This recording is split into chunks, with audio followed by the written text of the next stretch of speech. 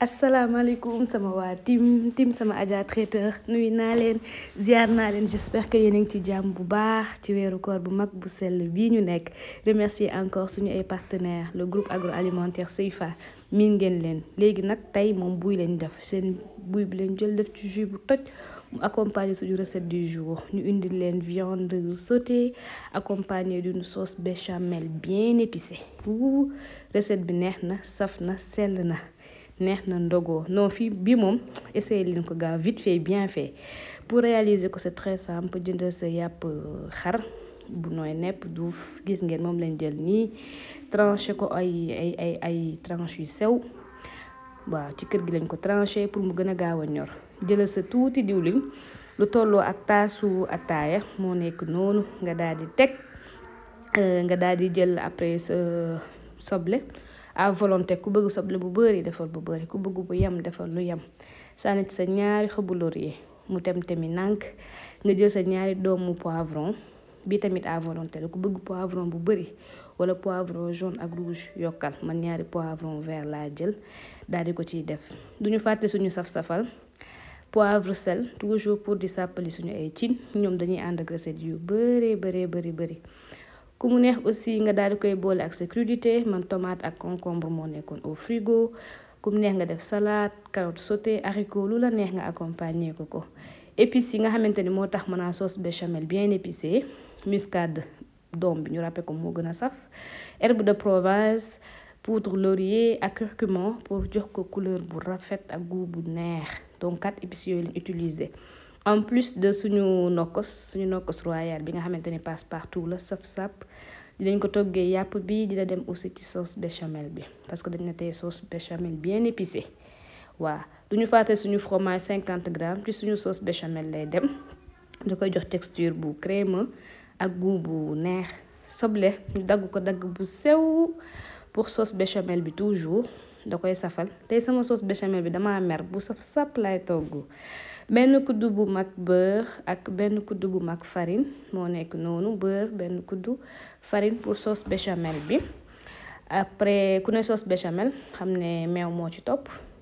ñu jël suñu meew xóoyal wala nga jël meew liquide 500 ml maanaam genn wàll litre meew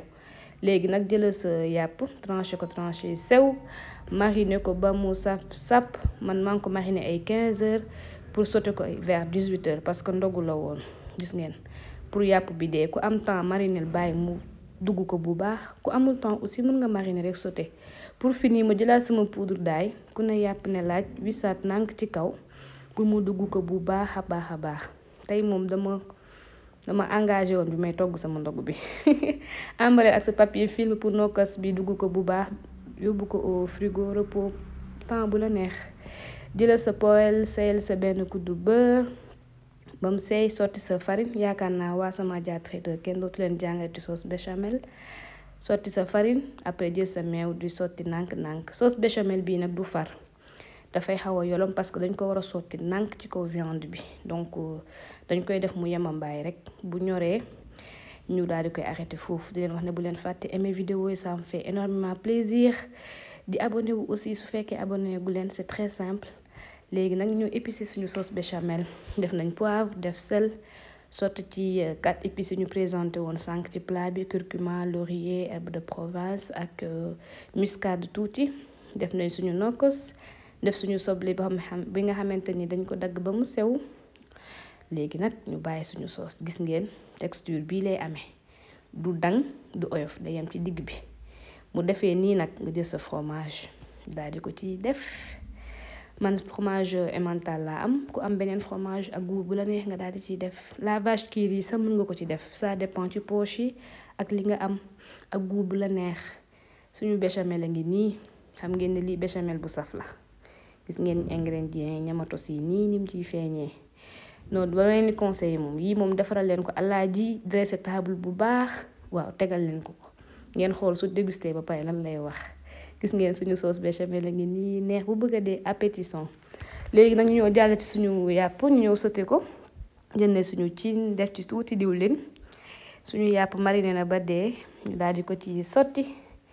duñu fàtte suñu sponsor officiel le groupe agroalimentaire Seifa amuñ bisaab kese. laa yàpp bi dama ci dolliwaatoon tuuti diwlin li ma defoon dafa tuuti woon ma dolliwaat parce que yàpp bi doo ko togg à feu doux da ngay xaw a yokk tuuti gaz bi nag waxuma nga yokk ko ba mu fort pour que yàpp bi bañ a xelli ndox mel ni koy luy muusal comme dañ koy sauté diwlin bi moo ko war a togg donc da nga koy def feu bi mu yem rek ngay surveiller chaque instant nga ëlbati di vérifier ndax ñor na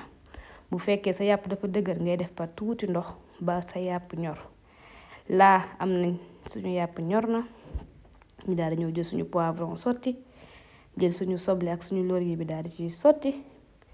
daal di ñëw mottali ñamatos yi ñam. waaw weeru koor lañ nekk na duñu mën a ñam mais soo dogee juste balaa ngaa servir nga ñam mais je pense bien que bu sa nokk sax sa yëpp jaaree yoon avant nga or boo tàmmee togg rek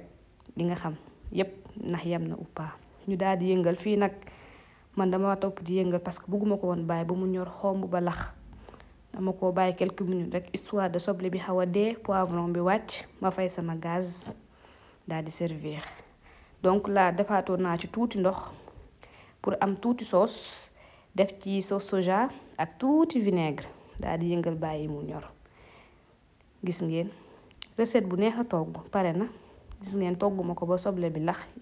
yéen a ngi seen noonu soble bi seen poivron bi. léegi nag dañu bëgg am benn effet bu xaw a rafet ci sauce béchamel bëgguñ ñëw rek sotti ko ci mel ni sauce ak ñànkatak moo tax louche lañ jël di ko ci wis nànk. waaw tàng jër à servir très chaud na yàpp bi tàng sauce béchamel bi tàng nga dressé sa assiette ku mu neex nga accompagner ko lu la neex frites couscous aloko riz pomme de terre sauté lu la neex mais man j'ai fait simple sama quelques crudités laa ko booleel mayonnaise ketchup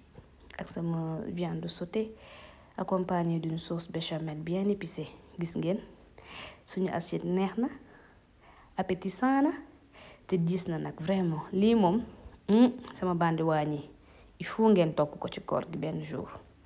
wut leen seen yàpp bu tendre def seen ndog bu baax. gis ngeen teg naa sama sauce ci sama côté ñu yokk. bon appétit à tous. remercier waat Seyfa tey seen buy bi leen jël bi ñu paree ñu naan suñu jus de buy bu léger ñu leen di gërëm amuñu seen fay. seen numéro mi ngi noonu Sama Adja Traiteur numéro mi ngi nii présent sur tous les réseaux sociaux di leen gërëm di leen jaajëfal prochainement bisous.